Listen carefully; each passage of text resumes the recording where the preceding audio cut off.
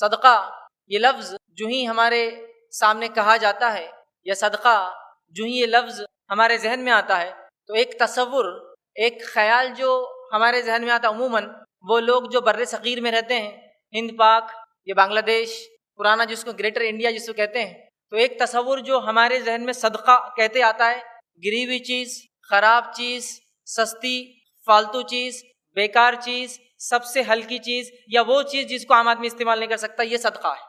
پھر اس سے آگے تھوڑا سا جو تصورات ڈیولپ ہوتے ہیں اور جو خیالات صدقہ کہتے ہی ذہن میں آتے ہیں وہ یہ ہے کہ ایک کالی مرغی، ایک کالی بکری یا بکرا، ایک انڈا جس پہ کالے نشان ہو، نمک جس کو گول گھما کر پھینکا گیا ہو، یا اسی قسم سے جو الٹے پر کی مرغی جو منگل کے دن یا سنیچر ہفتے کے دن اگر دکھ جائے تو ہاں یہ صدقہ ہے۔ تو یہ میکس تک جس کو کہیں گے، ایک سب سے زیادہ جو تصورات ہمارے ذہن میں عمومی آتے ہیں وہ یہی ہے، صدقہ کہتے ہیں سب سے خراب چیز۔ اس کی دلیل میں یوں بھی دے سکتا ہوں کہ صدقۃ الفطر جو ہوتا ہے، عید الفطر میں جو صدقہ جو واجب ہے، جو انسان اس کی طاقت اور استطاعت رکھتا ہے کہ وہ دے، تو اس کے لیے اگر آپ کو دیکھنا ہے کہ ہمارے پاس جو تصور صدقے کا جو ہلکا ہے، رقیق، سستا، بیکار ہے، وہ اگر دیکھنا ہے تو آپ کسی دکان پر جائیے اور جو فطرے کے گیہوں ہوتے ہیں، اگر آپ کہیں گے یہ گیہوں کیا بھاؤ ہے تو وہ کہیں گا یہ گیہوں اچھے والے ہیں، یہ آپ لے جائیے گھر پہ کام کے ہیں۔ اگر آپ ایک دوسرے تھیلے کی طرف جاتے رہو کہتے ہیں یہ گیہوں کا کیا معاملہ ہے، تو گھر یہ صدقے اور فطرے کے گیہوں ہے، مطلب وہ آدھے ویسے ہی پسے ہوئے ہوں گے، کیڑے چوکے کھا چکے ہوں گے اس کو،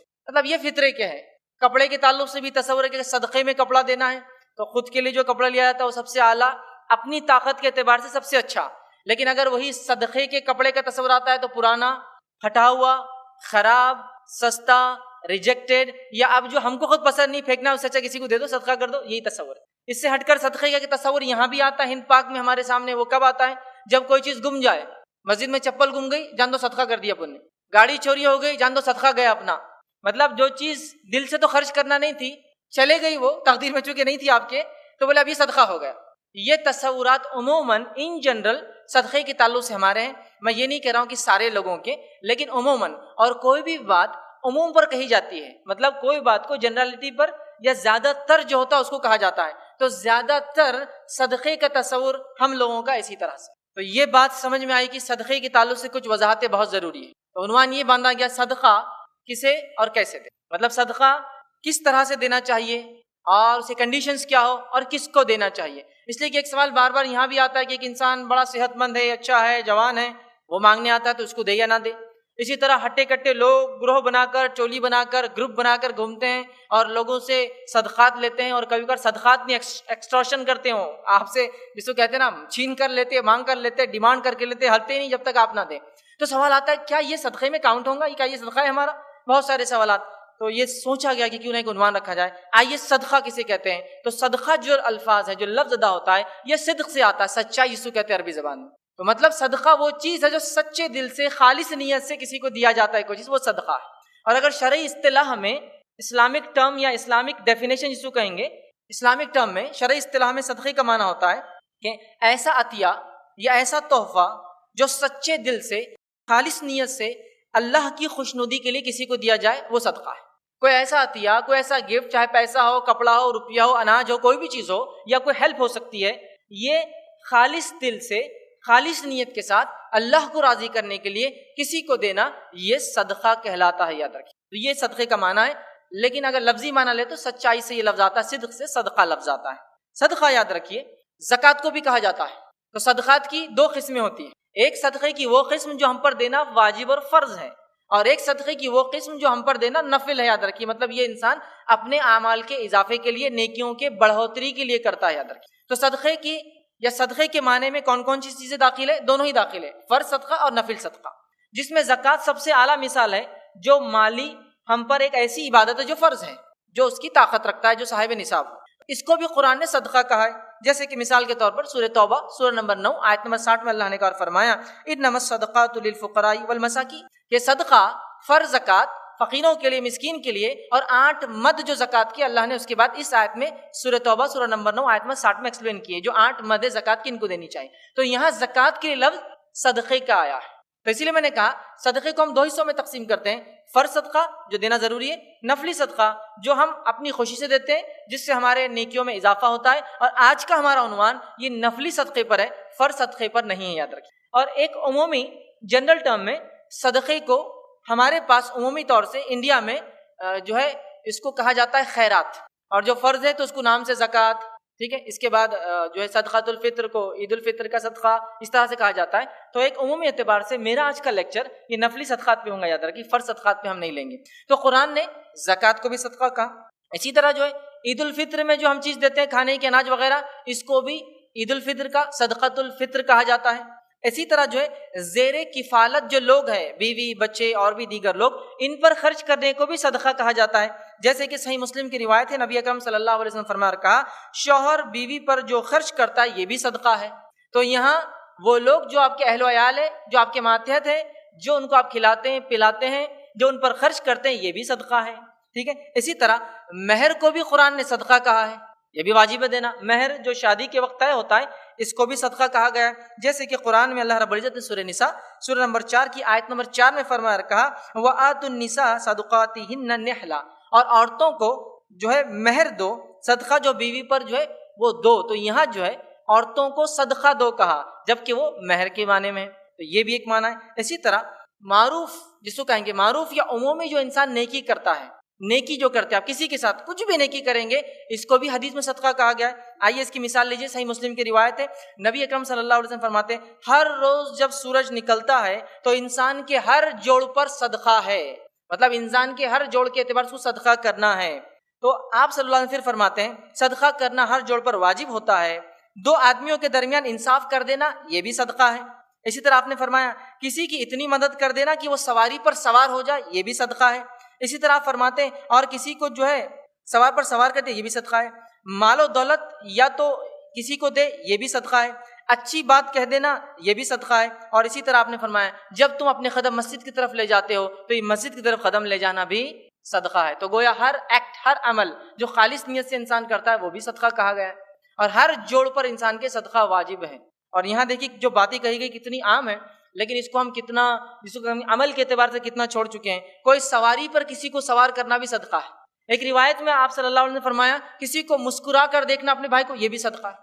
تو عمومی اعتبار سے ہر نیکی کو بھی صدقہ کہا جاتا ہے، یاد رکھیے۔ اسی طرح کسی کی مالی مدد اپنے خوشی سے کرنا یہ بھی صدقہ ہے۔ اور آج انشاءاللہ عزیز میں اسی نفلی صدقے کو، یا خیرات جس کو بولتے ہیں ہماری زبان میں، صدقات اور خیرات ایک ساتھ استعمال ہوتا ہے اردو کے اندر، اس کے بارے میں ہی ہم انشاءاللہ ڈسکس نہ ہم اچھے نیکیوں کے بارے میں ڈسکس کریں گے چونکہ وہ بھی صدقہ ہے، نہ ہم زکوٰۃ کے بارے میں ڈسکس کریں گے، نہ مہر کے بارے میں، ہم نفلی صدقات کے بارے میں انشاءاللہ آج دیکھیں گے، جو عموماً لوگوں کے سوال ہوتے ہیں اور جس کے تعلق سے وہ خیالات جو میں نے شروع میں رکھے، جو گھٹیا اور ادنا کے ہوتے ہیں، جو ہم سوچتے ہیں، اسی کے تعلق سے انشاءاللہ عزیز آج چند باتیں میں آپ کے سامنے رکھوں گا۔ اور یاد رکھیے اس کو خیرات بھی جو ہے عام زبان میں کہا جاتا ہے۔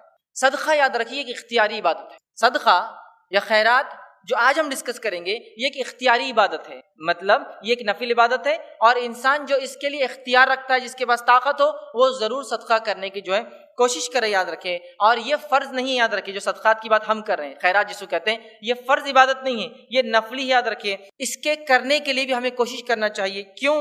تو زکوٰۃ کے علاوہ بھی ہمارے مال پر کچھ حقوق ہے، جس کے تعلق سے جامع ترمذی کی روایت میں نبی اکرم صلی اللہ علیہ وسلم فرماتے ہیں، حدیث کے الفاظ سنیے، آپ نے فرمایا، بے شک مال میں زکوٰۃ کے علاوہ بھی حق ہے، بے شک ہمارے مالوں میں زکوٰۃ کے علاوہ بھی حق ہے۔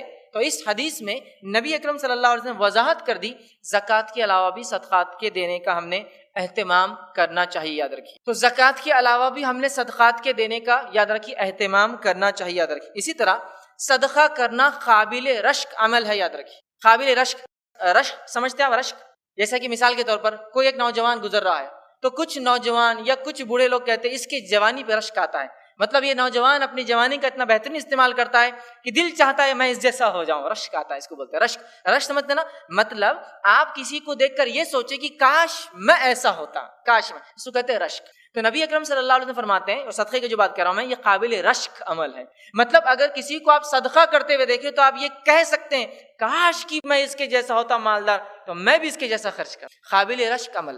اور قرآن اور سنت میں بہت ہی کم اعمال کو قابل رشک بتایا گیا ہے، مطلب جس کو دیکھ کر آپ یہ کہیں کاش میرے پاس بھی ہوتا تو میں ایسا کرتا، بہت کم اعمال ہے۔ اس میں سے ایک حدیث رکھ رہا ہوں، اس کے اندر بھی کچھ اعمال بتائے قابل رشک، مطلب ایسا عمل کہ جس کو آپ دیکھیں تو کہے کاش میں بھی ایسا ہوتا تو کرتا، تو یہ صدقہ اسی میں سے ایک عمل ہے۔ آئیے حدیث کے الفاظ اس طرح سے، بخاری کی روایت ہے، عبداللہ ابن مسعود رضی اللہ عنہ اس کے راوی فرماتے اور کہتے ہیں کہ نبی اکرم صلی اللہ علیہ وسلم نے فرمایا 2 آدمیوں پر رشک کر سکتے ہیں، اور آپ صلی اللہ علیہ وسلم فرما کہا ایک تو اس شخص پر، مطلب 2 آدمی ایسے جس پہ انسان رشک کر سکتا ہے، اور ایک دوسری روایت میں ایسے الفاظ ہیں 2 آدمیوں کے علاوہ کسی کے جیسے ہونے کی خواہش نہیں کرنا چاہیے، اور ایک روایت میں 3 کے الفاظ ہیں، 3 کے الفاظ۔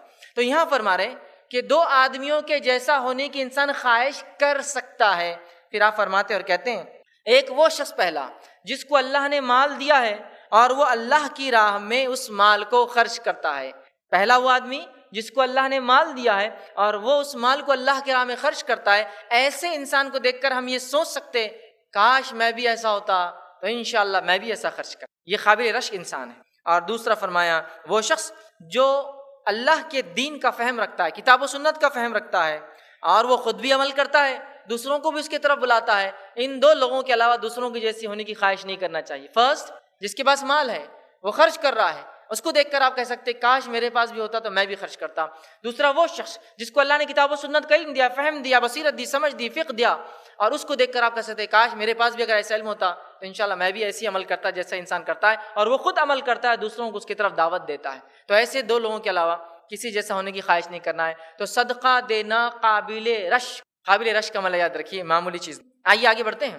صدقے کے کنڈیشن کیا ہے، کسے اور کیسے دیں، ٹھیک ہے؟ تب کیسا دینے کی کچھ باتیں ہو رہی ہیں، کسے دیں انشاءاللہ آخر میں رکھتا ہوں۔ کنڈیشنز، صدقہ جو ہم خرچ کی بات کریں اللہ کی راہ میں، مطلب لوگوں کو، مسکینوں کو، مسافروں کو، مانگنے والوں کو، اور مختلف کاموں میں، دینی اداروں کو، مسجدوں کو، مدارس کو جو ہم خرچ کی بات کر رہے ہیں، نفلی صدقے کی بات کر رہے ہیں، اس سے کنڈیشنز کیا ہے؟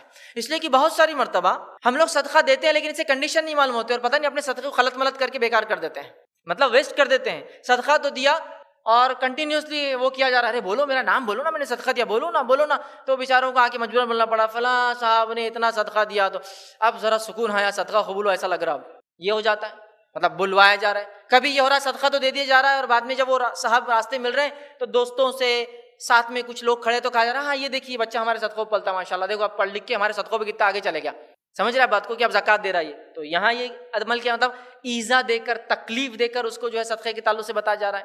کہیں یہ ہو رہا ہے کہ صدقہ دیا ہی اس لیے جا رہا ہے کہ ارے صدقہ دیا تو نام آتا ہے کہ چلو پھر لسٹ میں نام لکھ دو، اس لیے کہ پھر میں بھی اب صدقہ دوں گا۔ تو کنڈیشنز کیا ہے ایکسیپٹیبلٹی کی، مطلب اللہ تعالیٰ صدقے کو کب قبول کرتا ہے وہ بھی تو جاننا ضروری ہے۔ تو یاد رکھیے صدقہ ایک مستحب اور نفلی عمل ہے، ایک نفلی مالی عبادت ہے، تو اس عبادت کو بھی ہمیں خالص اللہ کے لیے کرنا ہے۔ تو صدقے کی پہلی کنڈیشن یہ ہے، پہلی شرط یہ ایکسیپٹنس کی، جس صدقے کو اللہ قبول کرتا ہے وہ صدقہ جو صرف اور صرف اللہ کے لیے دیا جائے، فرسٹ کنڈیشن ہے۔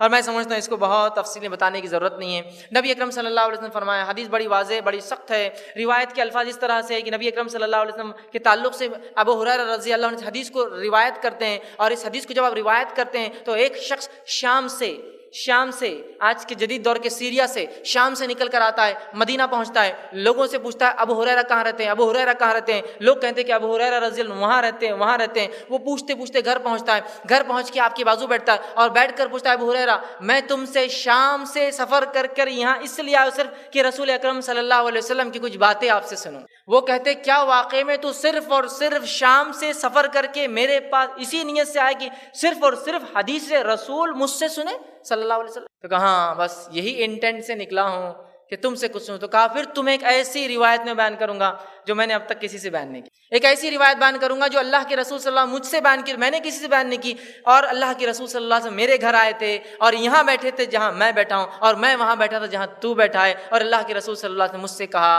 اور یہ کہہ کر آپ گر گئے اور بے ہوش ہو گئے، پانی ڈالا گیا، اٹھایا گیا، ہوش میں آئے۔ پھر کہا چونکہ تم شام سے نکل کر میرے پاس آئے صرف حدیث رسول سننا، میں تم کو ایک حدیث سناتا ہوں، اللہ کے رسول صلی اللہ علیہ وسلم نے مجھے یہی سنائی تھی، میں یہاں بیٹھا تھا جہاں اللہ کے رسول صلی اللہ علیہ وسلم بیٹھے تھے، میں بیٹھا ہوں، تم جہاں بیٹھے ہو وہاں میں بیٹھا تھا، اور آپ صلی اللہ علیہ وسلم نے کہا، یہ کہہ کر پھر بے ہوش ہو گئے، غشی طاری ہوگی، بے ہوش ہو گئے، انکانشیس ہو گئے۔ پھر پانی وانی وغیرہ اٹھایا، ہوش میں آئے، کہا کہ چونکہ تم سفر کر کے اتنے دور سے آئے اور صرف اس لیے حدیث رسول سنے مجھ سے، تو سنو پھر اللہ کے رسول صلی اللہ علیہ وسلم مجھ سے بیان کیا، جہنم 3 لوگوں سے دہکائے جائیں گی، سب سے پہلے 3 جانے والے لوگ، کہا پہلا شہید جو اللہ کے نام میں شہید، دوسرا ایک غنی مالدار انسان وہ دوسرا ہوں گا، اور تیسرا کہا ایک عالم دین، یہ ایک حدیث میں الفاظ ہے قاری، اللہ کی کتاب کو پڑھنے والا، یہ تیسرا ہوگا جسے جہنم سب سے پہلے دھکائے. اور اللہ تعالیٰ اس شہید کو اٹھائیں گا، وہ شہید اللہ کے پاس آئیں گا، اللہ کہیں گا کہ میں نے تجھے جسم دیا تھا، طاقت تمہیں کیا کیا؟ وہ کہیں گا اللہ میں تیری راہ میں شہید ہوا، اپنی جان دے دی، اس سے بڑا کام کیا کر سکتا تھا؟ اللہ کہیں گا تو نے جھوٹ کہا، اللہ کے فرشتے کہیں گے تو نے جھوٹ کہا، اللہ تعالیٰ کہ تو نے تو اس لیے شہادت حاصل کی کہ لوگ تیرے مرنے کے بعد تعریف کرے وہ شہید تھا، وہ شہید تھا، تیرا نام ہوا، تجھے شہید دنیا میں کہا گیا، لہٰذا میرے پاس کچھ نہیں، حکم ہوگا فرشتوں کو اس کو پکڑ کے جہنم میں ڈال دو، فرشتے اس کے سر کے بال پکڑ کے منہ کے بر رگڑتے ہوئے جہنم میں پھینک دیں گے. اسی لیے محدثین اپنی حدیثوں کی کتاب میں سب سے پہلی روایت لکھی انما الاعمال بالنیات، اعمال کا انحصار، اعمال کا دار و مدار اعمال نیت سے. شہید جان دے دی، جان سے بڑی کوئی چیز نہیں. انسان وقت پڑنے پر بولتا سب کچھ لے لو مال، جان مت لو، اس نے جان بھی دے دی لیکن انٹینشن درست نہیں تھی. سمجھ رہے ہیں بات کو؟ دوسرا وہ شخص جس نے مال خرچ کیا، اللہ کہیں گے تجھے مال دیا تھا کیا کیا؟ وہ کہیں گے اللہ بہت خرچ کیا، یہ کیا یہ کیا، اللہ کہیں گے تو نے جھوٹ کہا، فرشتے کہیں گے تو نے جھوٹ کہا، تو نے تو مال اس لیے خرچ کیا کہ لوگ کہے فلاں آدمی کتنا خرچ کرتا اللہ کی راہ میں، تیری تعریف تو کی گئی دنیا میں، تو شہرت پا گیا، اب کچھ نہیں، فرشتوں کو حکم جہنم میں ڈال دیا ہے. تیسرا وہ آدمی جس کو اللہ نے دین کا علم دیا تھا، اس نے لوگوں کے علم اس لیے بتایا کہ اس کا نام ہو، تعریف ہو. یہ ایک روایت میں آتا وہ قاری تھا، قرآن پڑھتا تھا، بہت اچھا پڑھتا تھا، اللہ کہیں گا میں نے تجھے عقل دی تھی، صلاحیت دی تھی، قرآن پڑھنے کی صلاحیت دی تھی، اچھا کیا کیا؟ وہ کہیں گے اللہ میں نے تیرے دین کا علم حاصل کیا، لوگوں میں تبلیغ کی. وہ کہیں گے اللہ میں نے قرآن کو یاد کیا اور لوگوں کو سنا. اللہ کہیں تو نے جھوٹ کہا، فرشتے کہیں گے تو نے جھوٹ کہا، تو نے قرآن اس لیے سنا، تو نے علم اس لیے حاصل کیا کہ تیرا نام ہو، تعریف ہو، کتنا اچھا قاری، کتنا اچھا عالم ہے، دنیا میں جو چاہیے تھا مل گیا، اٹھا کر جہنم میں پھینک دینے کو. تو پہلا کام کیا کرنا ہے ہمیں؟ اخلاص. اپنے صدقات چھوٹے ہو یا بڑے ہو، کتنا بھی چھوٹا کیوں نہ ہو، یاد رکھیے لیکن وہ مخلص خالص دیا جائے، اس کا اجر بہت ملتا ہے. آگے انشاءاللہ بات رکھوں. دوسری چیز حلال کمائی سے دیا جائے. اخلاص کے بعد سیکنڈ کنڈیشن صدقات کی کیا ہے معلوم آپ کو؟ وہ اپنی حلال روزی سے دیا جائے، اس لیے کہ اللہ تعالیٰ صرف حلال کو قبول کرتا ہے. قرآن میں اللہ رب العزت فرماتا ہے سورہ بقرہ سورہ نمبر 2 آیت نمبر 267 فرما کہا اس میں خرچ کرو جو تمہیں اللہ نے پاکیزہ کمائی تمہاری ہے اس میں سے تم خرچ کرو. اللہ فرماتا ہے انفقوا من طیبات ما کسبتم، حلال روزی میں سے، حلال چیزوں میں سے تم خرچ کرو جو تم کماتے ہو. تو اللہ تعالیٰ حلال کو ہی قبول کرتا ہے، یاد رکھیے. میں یہ بات کیوں کہہ رہا ہوں؟ اس لیے کہ بہت سارے لوگ حرام چیزوں کی طرف جاتے ہیں، خوب حرام کماتے ہیں اور خوب خرچ کرتے ہیں، یہ سوچ کے کہ شاید وہ حرام میں سے خرچ کیا گیا سے کچھ نہ کچھ لیول ہو جائے گا. نہیں ہوتا ہے. اس لیے کہ اللہ تعالیٰ صرف پاکیزہ چیز کو قبول کرتا ہے، حلال کمائی کو قبول کرتا ہے. تو حلال مال سے خرچ کیا جائے، یاد رکھیے، اس لیے کہ اللہ حرام کو قبول بھی نہیں کرتا ہے. صحیح بخاری کی روایت ہے جو شخص حلال کمائی میں سے ایک کھجور صدقہ کرتا ہے، جو شخص حلال کمائی میں سے ایک کھجور صدقہ کرے تو اللہ تعالیٰ اس حلال کمائی کو ہی صرف قبول کرتا ہے. تو اللہ اس حلال کمائی سے کیا ہوا، ایک کھجور کو اللہ اپنے ہاتھ میں لیتا ہے اور اس کو سیدھے ہاتھ میں لے کے اتنا بڑھاتا ہے، ایسا سنبھالتا ہے جس طرح سے تم میں سے کوئی ایک شخص اپنے بچھڑے کو پالتا ہے. گاؤں وغیرہ میں جانوروں کو جو لوگ پالتے ہیں ان کو پتہ ہے بچڑے کو پالنے کی اہمیت کیا ہے، بعد میں وہ کٹا بنے گا، مضبوط بنے گا تو ہل چلائیں گا، بہت کام آتا ہے، بکتا ہے قیمتوں میں، ہے نا.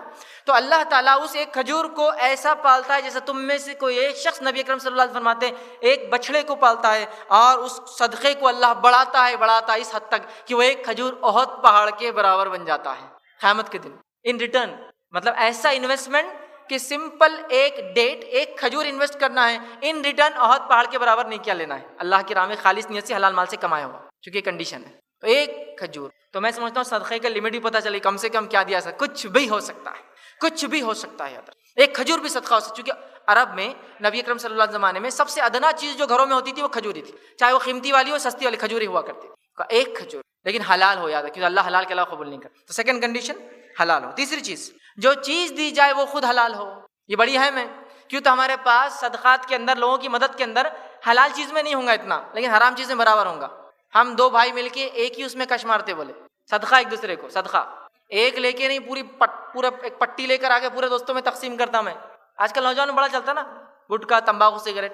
ہم لوگوں نے ایک بہت خرید کے پورا من جملہ جمع ہو کے بڑا 4-5 ہزار کا حقہ لے کے آئے، بولے پورا محلہ کی پیرا اس میں، ماشاء اللہ سب لوگ آرام سے آ رہے، الگ الگ فلیورز ڈال کے آرام سے بولے پی رہے. تو گویا صدقات، شیئرنگ، بانٹنا وہ حرام کاموں میں بہت ہوتا ہے، حلال میں نظر نہیں آتا ایسا.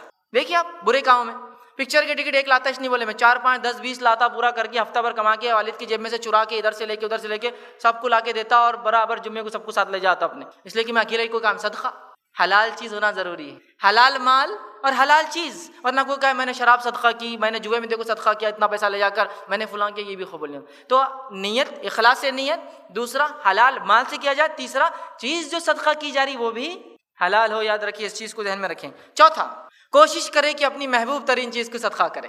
یہ بڑی اہم چیز ہے، اس لیے کہ سورہ آل عمران میں اللہ رب العزت نے فرمایا اور کہا لن تنالوا البر حتى تنفقوا مما تحبون، تم ہرگز نیکی کو نہیں پہنچ سکتے جب تک کہ تم وہ خرچ نہ کرو جو تمہیں سب سے محبوب نہ ہو۔ ابو طلحہ رضی اللہ عنہ نے یہ آیت سنی، یہ آیت نازل ہوئی، نہیں ایک دم ان کے کان میں پڑ گئی۔ نبی اکرم صلی اللہ علیہ وسلم سنا رہے ہیں تم نیکی کو نہیں پہنچ سکتے، لن لفظ استعمال عربی میں ہرگز نہیں، لن تنالوا البر، تم نہیں پہنچ سکتے ہرگز نیکی کو، کب تک؟ جب تک وہ خرچ نہ کرو جو تمہیں محبت ہے۔ وہ نکلے نبی اکرم صلی اللہ علیہ وسلم کے پاس آئے، اور یہ صحیح بخاری میں واقعہ ہے، نکل کے آ کہ اللہ کے رسول صلی اللہ علیہ وسلم میرا ایک بڑا پسندیدہ باغ ہے، بیروہا کا ایک باغ ہے، ایک ایسا باغ جس کے کھجور بھی میٹھے تھے، اس کا پانی میٹھا تھا، اور نبی اکرم صلی اللہ علیہ وسلم عصر کی نماز کے بعد ان کے گھر آتے اور اس باغ میں بیٹھتے، اس کا پانی پیتے، اس کی کھجوریں کھاتے۔ تو کہا بیروہا کا سب سے قیمتی سب سے قیمتی پلاٹ تھا وہ، مدینے کا سب سے قیمتی کھیت تھا، اور سب سے بہترین کھجور کے جھاڑ اور میٹھا پانی تھا اس کے اندر۔ کہا یہ سب سے محبوب ہے، میں اس کو اللہ کی راہ میں صدقہ کرنا چاہتا ہوں، میں اس کو اللہ کی راہ میں صدقہ کرنا چاہتا ہوں۔ اللہ کے رسول صلی اللہ علیہ وسلم جب سنتے تو کہتے واہ یہ تو بڑا نفع بخش مال ہے، یہ تو بڑا نفع بخش مال ہے، بہت اچھا سودا ہے، نفع بخش، دنیا میں تو ہے ہی ہے، آخرت میں نفع بخش ہے۔ کہا اللہ کے رسول آپ گواہ رہیے، میں نے اس مال کو صدقہ کیا، آپ جہاں چاہے خرچ کر دے اب اس کو۔ تو اللہ کے رسول صلی اللہ علیہ وسلم نے فرمایا میں چاہتا ہوں کہ تمہارے رشتہ داروں میں ہی تم خرچ کر دو۔ تو کہا اللہ کے رسول ٹھیک ہے، اپنے رشتہ داروں میں خرچ کر دیتا ہوں۔ بیروہا کا باغ خرچ کر دیا، صدقہ کر دیا۔ صحابہ میں ایک مزاج تھا، یہ واقعہ جب سنتے ہیں تو کبھی کبھار عجیب لگتا ہے ہم کو۔ عجیب کیا لگتا ہے؟ ایک ہمارا حساب 100 روپے جا رہے تو 100 روپے چلے گئے۔ کبھی ہوتا ہے کوئی امام خطیب زبردست خطبہ دے، خطاب کرے، صدقات کی فضیلت، زکوٰۃ کی جو اہمیت بتا دے، اور جوش میں آپ آ جائے، اور اس کے بعد چندہ جمع ہونا شروع ہو جائے، اور نکال کر جوش میں آ کر، چونکہ خطیب نے خطبہ ایسا دیا زبردست، آپ 500 کا نوٹ ڈال دیتے ہیں، تو کم از کم 2 مہینے ملامت ہوتی ہے اور بولتے اگلی بار اس کا خطبہ نہیں سنوں، اگلی بار نہیں۔ اتنا جوش میں لا لیے انہوں نے کہ 500 روپے ڈال دیا، ملامت ہوتی ہے۔ لیکن ایک دوسرا واقعہ اور کیس سنیے آپ، اسی جگہ ایک دوسرا سینیریو، مطلب ایک سین مسجد کا، خطیب نے خطبہ دیا، آپ نے جوش میں آ کے خرچ کر دیا۔ ایک دوسرا سین 500 روپے خرچ کی، ملامت ہو رہی ہے۔ ایک دوسرا سین میں اپنے دوستوں کے ساتھ ڈھابے پہ چلا گیا، آپ دوست تو ماشاءاللہ 3-4 ہیں اور نوٹ ایک ہی ہے 500 کا، تو وہاں ملامت ہوتی ہے اور کوفت ہوتی ہے کہ یار دوست ہے اور دیکھو میں صرف 500 خرچ کر پایا، صرف سالن پہ ہی ہم کو اکتفا کرنا پڑا، باقی کچھ سوکھا وغیرہ پہلے، مطلب پری فوڈ آرڈر جو ہوتے ہیں نا، ڈرائی جس کو بولتے ہیں، جو کھاتے ہیں کھانے سے پہلے سٹارٹرز نہیں ہو پائے، تو ملامت ہوتی کئی دنوں تک، اور اگلی دعوت تک بولتا اب پیسے جمع کر کے انکم میں سے نکالوں گا، کچھ بھی کروں گا، نیکسٹ ٹائم کی دعوت وتھ 2-3 سٹارٹرز اور اس کے بعد کھانا کھلاؤں گا انشاءاللہ۔ وہاں ملامت ہوتی ہے سالوں تک، اگلی دعوت تک۔ تو صحابہ کیا تھے، ان کو جب کوئی واقعہ بیان کیا جا رہا ہے، کوئی وعدے کیے جا رہے نا، تو فوراً تصور کرتے اچھا یہ ہے سامنے کھڑا، تم نیکی کو نہیں پہنچ سکتے جب تک اپنا سب سے محبوب چیز خرچ نہ کرو۔ اب تو مجھے خرچ کرنا ہے اس لیے کہ میں نیکی کو نہیں پہنچ سکتا ہوں نا اس کے بغیر، تو چل پڑتے تھے۔ اصل ان کے تصورات بہت کلیئر تھے کتاب و سنت کی، اللہ کے وعدے اور رسول کے وعدے ان کے لیے ایک دم 100% کھڑے تھے۔ تو جیسا کوئی آدمی آ کر آپ کو بولے ایک شیئر آپ اگر لے لے میرے business, investment amount 50,000، 1 lakh, 5 lakh, 10 lakh, 6 مہینے میں 10 لاکھ واپس، 6 مہینے میں، ارے بھیا یہ 10 لاکھ بھی لے لو، ارے بیگم بھیج دو پورا زیور 10 لاکھ میں، اگلے 6 مہینے میں 10 لاکھ بھیج دو، گاڑی sell out, business sell out, گھر بھیج دو، پلاٹ بھیج دو، سب دے دیے۔ اب 6 مہینے بعد جناب دکھ رہے ہی نہیں، ارے کیا ہوا؟ ملامت، ندامت، پریشانی، آنکھوں پہ حلقے پڑ گئے، لوگ پوچھے تو کچھ نہیں بولے، چونکہ شرما لے کے بھاگ گیا ہو۔ اب کسی کو بول کے کہاں تک لینا ہے، پہلے تو یہ ہوگا مال بھی چلا گیا، اب ذلیل بھی ہوں گے، تو وہاں دے دیتے، چونکہ اس نے خواب دکھایا آپ کو 6 منتھ کے۔ لیکن اللہ تعالیٰ بول رہا ہے کہ ایک کھجور بھی اگر تم دو صدقے میں، تو اللہ ایسا بڑھاتا ہے جیسا تمہارے میں سے کوئی ایک بچڑے کو بڑھاتا ہے۔ نہیں یہ سمجھ میں نہیں آ رہا، کچھ لاجک سمجھ میں نہیں آ رہا ہے۔ وہ 10 لاکھ کا سمجھ میں آتا 6 مہینے بعد ریٹرن، اور احد پہاڑ کے برابر وہ کھجور ہوتا ہے، لیکن نہیں، صحابہ کو یہ وعدے بالکل نظر آتے تھے، ارے یہ ہو رہے چلو اس کو کرنا۔ تو وہ اپنے ذہن کو، وہ اطاعت جس کو کہتے ہیں، وہ فرمانبرداری اور وہ وعدوں کو اتنا سچا جانتے تھے کہ عمل کر گزرتے تھے۔ تو کوشش کریں جو محبوب چیز ہے اس کو خرچ کریں۔ عموماً میں کسی برائی سے کسی کی طرف نہیں بول رہا ہوں، عموماً ہم لوگ سب سے گھٹیا چیز کو ہی صدقہ کرتے ہیں، کپڑے پرانے کو صدقہ کر دو، لیکن جب 2 جوڑے لیے نئے اس میں سے ایک کر دینا، یہ ہوں گا اصل صدقہ، جو پسند ہے، جو چیز آپ نے لے لیا تھا۔ سمجھ، اس کا ہرگز مطلب نہیں کہ پرانے کپڑے کسی کو نہیں دینا چاہیے، دے سکتے ہیں، لیکن صدقہ مت سمجھیے اس کو، ایک مدد کر دے رہے کسی کا۔ صدقہ تو تب ہوگا جب اپنی پسندیدہ چیز کو آپ خرچ، ٹھیک ہے۔ آئیے 5ویں چیز جو صدقات کے تعلق سے کنڈیشن ہے وہ یہ ادنا گھٹیا چیز دینے سے بچنا چاہیے صدقے میں، ادنا اور گھٹیا بچنا چاہیے۔ عموماً ہم ادنا اور گھٹیا چیز صدقے میں، پرانے کپڑے، کپڑوں میں جو لیسٹ ایک دم بیکار کوالٹی کپڑے، کھانوں کے اناج میں سب سے لیسٹ گریڈ کا اناج لے کر دیتے ہیں۔ جیسا کہ ایک عام زبان میں کہوں تو گیہوں اگر 20-25 روپے کلو چل رہے ہیں تو صدقے کے گیہوں 15 روپے کلو والے ہوں گے۔ گھر کے لیے اناج لے جاتا ہوں تو 40 روپے کلو کا جو ہے چاول لے جاتا ہوں، لیکن صدقے کے چاول 15 روپے کلو کے خراب، چوری، کیڑے والے، پتہ نہیں اور کیا کیا آج کل پلاسٹک کے بھی چاول آ رہے ہیں، میں نے سنا جو ڈپلیکیٹ وہ دے رہے ہیں، آپ اس کو اندازہ لگائیں کیسا صدقہ، اتنا ناقص۔ تو تھوڑا تصور بدلنے کی ضرورت ہے، یاد رکھیے اچھی چیز دیجیے، گھٹیا چیز دینے سے جو ہے بچیے، اس لیے کہ اللہ رب العزت نے سورہ بقرہ سورہ نمبر 2 آیت نمبر 267 میں فرمایا کہا اس کی راہ میں دینے کے لیے بری چیز جو ہے چھانٹنے کی کوشش نہ کرو۔ اللہ کی راہ میں دینے کے لیے بری چیز چھانٹنے کی کوشش نہ کرو، یہ اچھے سے بھائی ان کو وہ کرو، برے سے صدقے میں کر دو، زکوٰۃ میں دے دو۔ سمجھ، اللہ کی راہ میں بری چیز بلکہ اچھی چیز دو. اللہ کہہ رہا چھانٹنے کی کوشش مت کرو بری چیز. پھر اللہ نے آگے فرمایا کوشش نہ کرو حالانکہ اگر کوئی وہی چیز تمہیں دے تو تم لینا نہیں پسند کرو گے. اگر وہی چیز تم کو دے تو لینا پسند نہیں کرو گے، لیکن صدقے میں وہی دیتے ہو. آپ کو اس واقعے کو یاد کرنا چاہیے جو دو بھائیوں کو اللہ نے صدقے کا حکم دیا تھا، آدم علیہ الصلوۃ والسلام دو بیٹوں کو. ایک بیٹے نے کیا کیا، بیکار قسم کی گھاس لا کے صدقے میں رکھ دی، اور دوسرے بیٹے نے کیا کیا، ہٹا کٹا ایک جو ہے دمبا، ایک جانور لا کے رکھا. اور اس زمانے میں کیا ہوتا تھا معلوم ہے آپ کو، صدقات وغیرہ جب لا کے اللہ کے رکھے جاتے ایک آنکھ آسمان سے آتی اور صدقہ ختم کر دیا تھا. یہی صدقہ تھا. مال غنیمت جمع ہوتا جنگ کے بعد، اس امت سے پہلے مال غنیمت حلال نہیں تھا، جمع کیا تھا آنکھ آتی ختم کر دیتی. تو ایک نے سڑی ہوئی مطلب بیکار قسم کی گھاس پھوس رکھ دی، اور دوسرے بیٹے نے جو ہے جس کا نام حابل تھا اس نے ایک اچھی چیز رکھی اور قابل نے گھٹیا چیز. اللہ نے حابل کا قبول کر لیا، قابل کا نہیں. تو قابل کو غصہ آ گیا، میں کہا مار دوں گا تجھے. اب اس نے وہ کیا اور مار دیا. پھر پورا لمبا واقعہ. تو اچھا مال یاد رکھے، اسی کوشش کرے. لیکن میں ہرگز یہ نہیں کہنا چاہ رہا ہوں کہ پرانی چیزیں آپ کسی کو نہ دے کہ بھائی صدقہ نہیں، لیکن دے، وہ بھی ایک الگ چیز ہے کہ اللہ یہی ہے تو یہی دے رہا ہوں، لیکن کوشش کرے اچھی چیز دینے کی ہم کریں. اسی طرح جو چھٹی چیز کنڈیشن ہے، دکھاوے اور احسان جتلانے کے لیے صدقہ نہ دیں. دکھاوے اور احسان جتلانا، لسٹ میں میرا بھی نام آنا، پھر بعد میں بولوں گا یہ بچے میرے صدقے پہ پلے ہوئے ہیں، ارے وہ کیا میرے سامنے بولیں گے میرے صدقات پہ پلے ہوئے ہیں. دکھاوے کے لیے نہ بلکہ خالص نیت سے وہ یاد رکھیے. تو دکھاوا اور احسان جتلانا مقصود نہ ہو. اللہ رب العزت نے قرآن کے اندر فرمایا سورۃ البقرہ سورہ نمبر 2 آیت نمبر 264 میں صدقات کے تعلق سے لا تبطلوا صدقاتکم بالمن والأذى، کہ اپنے صدقوں کو اذیت اور احسان جتلا کر اور تکلیف دے کر برباد نہ کرو. اپنے صدقوں کو دینے کے بعد احسان جتلا کر یا اذیت دینے کے لیے وہ کر کے برباد نہ کرو.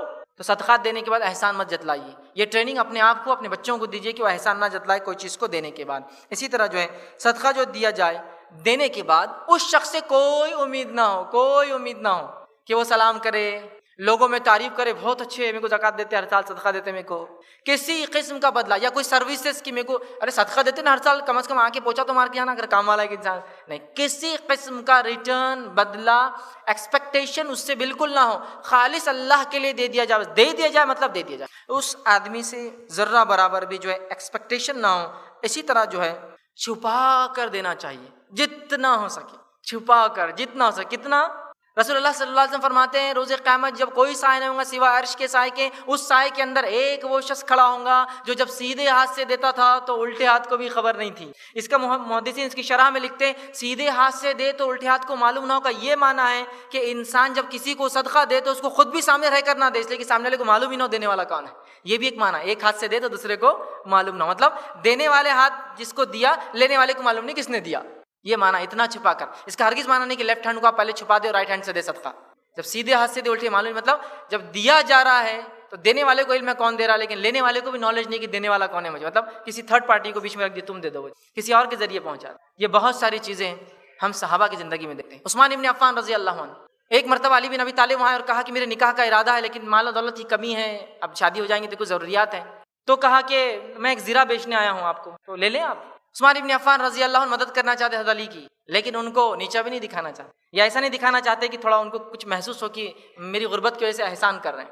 تو فوراً جو ہے کہتے کہ لاؤ زیرہ میں خریدتا ہوں، کتنے چاہیے؟ تو کہا 480 درہم کے قریب ہونا چاہیے، اتنا تو میرے پاس ہو. تو کہا ٹھیک ہے 480 میں پرچیز کر لیا میں نے. 480 درہمز دیے.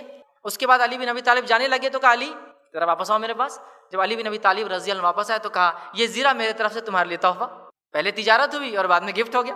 اگر وہ پہلے آتے اور عثمان ابن عفان رضی اللہ عنہ یہ کہتے کہ اے علی چلو میں خریدتا نہیں ہوں تم سے، دے دیتا ہوں 480 میرے لیے کیا بات ہے، میں ایک مالدار انسان ہوں، تو شاید علی بن ابی طالب نہیں لیتے، چونکہ صحابہ میں دینے کا جذبہ تھا، لینے کا جذبہ نہیں ملے گا کسی میں. صاحب دینا چاہتے ہیں، غریب بھی دینا چاہتا ہے، مالدار بھی دینا چاہتا ہے. تو ایک طرف تو سیل ہو گیا فنش، سیکنڈ پھر گفٹ میں وہی چیز چلے گی. یہ کیا کرتے تھے صدقے میں؟ چھپا کر دینا.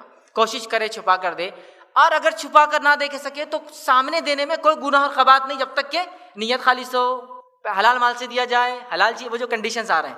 اس لیے کہ کبھی کبھار دکھا کر دینے کا فائدہ یہ ہے کہ دوسرے لوگ آپ کی تقلید کرتے، پیچھے چلتے اس کو. سمجھے آپ؟ اگر یہ انٹرنیٹ ہے تو یہ دکھا کبھی کبھار بتانا بھی درست ہے. صحیح مسلم کی روایت، نبی اکرم صلی اللہ علیہ وسلم نے ایک بار اعلان کیا کہ کون ہے جو صدقات دیں گا، تو کوئی نہیں اٹھا. اس لیے نہیں اٹھا کہ صحابہ دینا نہیں چاہتے تھے، اس لیے نہیں کہ صحابہ کو ذرا شرم آ رہی تھی کہ یہ بہت کم ہو رہا، یہ بہت کم ہو رہا. ایک اعرابی تھا، اجنبی بدو بیٹھا ہوا تھا، اٹھا آیا اور چاندی تھی جیب میں، کچھ سکے چاندی کے لا کے ڈال دیا، اتنے تھوڑے سے، ایسا ایک مٹھی میں لا کے رکھ دیا، اتنے تھوڑے سے چاندی کے، اور چلا گیا. صحابہ آر محسوس کر رہے تھے کہ اتنے کم ہے کیسے دے. اس کو نہیں سمجھا، وہ آیا بالکل بے تکلف تھوڑے سے رکھ دیا. اب صحابہ کو جوش آ گیا، ارے آپ صلی اللہ علیہ وسلم اعلان کرتے ہیں اور یہ اٹھ کر دے دیتا، اور ہم لوگ پیچھے رہ گئے، جو ٹوٹ پڑتے جو دوڑتے چاندی کا ڈھیر لگ جاتا ہے حدیث میں اوپر تک ایک دم. تو آپ صلی اللہ علیہ وسلم فرماتے ہیں جو کوئی ایسے نیک کام کی سٹارٹ کرے تو جتنے لوگ اس کے پیچھے چلیں گے سب پیچھے چلنے والوں کو ثواب فرسٹ کرنے والے کو پہلے کرنے والے کو ملے گا. تو یہاں کبھی کبھار ایسا ہو سکتا ہے کہ آپ بتا کر بھی دیں, مطلب آپ اعلان ہوا بھائی کون صدقہ دیں گا اور کوئی اٹھ رہا ہی نہیں, آپ اگر اس نیت سے اٹھتے اللہ میری نیت دکھا کے دینے کی نہیں, لیکن اگر میرے دینے سے ان کو جوش آتا ہے, لوگ پیچھے چلتے ہیں, تو میں اس کا بھی اجر چاہتا ہوں تجھ سے, لہٰذا مقصد نہیں. تو کبھی کبھار بتا, لیکن افضل صدقہ وہی ہے جو ایک ہاتھ سے دیا جائے تو دوسری ہاتھ کو بتانا, مطلب دینے والا دے دے تو لینے والے کو پتہ نہیں کہ کون جو ہے کون اس کو دے رہا ہے. یاد رکھیے ابو ہریرہ رضی اللہ عنہ فرماتے ہیں, اور حدیث کے الفاظ اس طرح سے, رسول اللہ صلی اللہ علیہ وسلم فرمایا کہ جس میں یہ ذکر ہے کہ روز قیامت جب کوئی سایہ نہ ہوں گا تو اللہ تعالیٰ کے سائے میں 7 لوگوں میں سے ایک شخص ہوں گا جو سیدھے ہاتھ سے دے تو اس کے الٹے ہاتھ کو اس کا معلوم نہیں ہوتا ہے, اور اس کے بڑے فوائد ہیں, یاد رکھیں. ٹھیک, اسی طرح ظاہر کر کے دینے میں بھی کوئی برائی نہیں ہے, لیکن نیت وہاں مخلص ہو. اور اللہ رب العزت نے سورہ بقرہ سورہ نمبر 2 آیت نمبر 271 270 نے فرمایا کہا ان تبدوا الصدقات فنعم هي وان تخفوها وتؤتوها الفقراء فهو خير لكم. اللہ فرماتا ہے اگر تم صدقات علانیہ دو تو یہ بھی اچھا ہے, لیکن اگر چھپا کر دو تو یہ زیادہ خیر ہے علانیہ دینے سے, مطلب بتا کر دینے سے زیادہ خیر چھپا کر دینا ہے. کبھی کبھار کیا ہوتا ہے, دیکھیے آپ سمجھ لیجیے مسجد سے باہر نکلتے, ایک فقیر ہے جو بعد میں نہیں ملیں گا, وہ مانگتا ہے, آپ کو لگتا ہے دینا چاہیے, لیکن آپ ڈرتے کیا, والیٹ کھولوں گا لوگ دیکھیں گے بولیں گے بڑا بتا رہا دے رہا ہے, مت سوچیے کیونکہ بعد میں نہیں ملیں گا, ہے نا.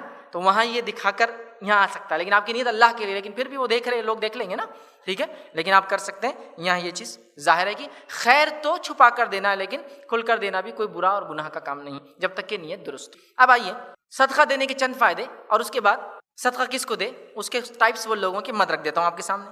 سب سے پہلی چیز, صدقہ آپ کے مال کو بڑھاتا ہے. میں بات کیوں کہہ رہا ہوں, اس لیے کہ دینے سے تو چیز کم ہوتی ہوئی نظر آتی ہے نا. سمپلی ایک مثال دیتا ہوں ایک دم سادی, 100 روپے آپ کے جیب میں, آپ نے 25 روپے صدقہ کر دیے, تو ظاہراً حساب کیسا ہوا, 100 میں سے 25 چلے گئے, بچے کتنے, 75 کم ہوا, لیکن آخرت کے اعتبار سے وہ بڑھ جاتا ہے, لیکن کیلکولیشن کے اعتبار سے کم ہو جاتا ہے پیسہ. یاد رکھیں تو صدقات مال میں اضافہ کرتا ہے, یاد رکھیے صدقہ کمی نہیں کرتا, اس بات کو ہم ذہن نشین کر لیں. اس لیے کہ اللہ رب العزت قرآن میں فرماتا ہے سورۃ البقرہ سورہ نمبر 2 آیت نمبر 261 261 میں اللہ نے فرمایا کہا مثل الذین ينفقون اموالهم فی سبیل اللہ کمثل حبۃ انبتت 7 سنابل. اللہ فرماتا ہے کہتا ہے جو لوگ اپنے مال کو اللہ کی راہ میں خرچ کرتے ہیں ان کی مثال ایسی ہے جیسے انہوں نے ایک دانہ زمین میں بویا, زمین میں بویا, حبۃ انبتت 7 سنابل, اور اس سے پھر 7 بالیاں نکل کر آ گئی.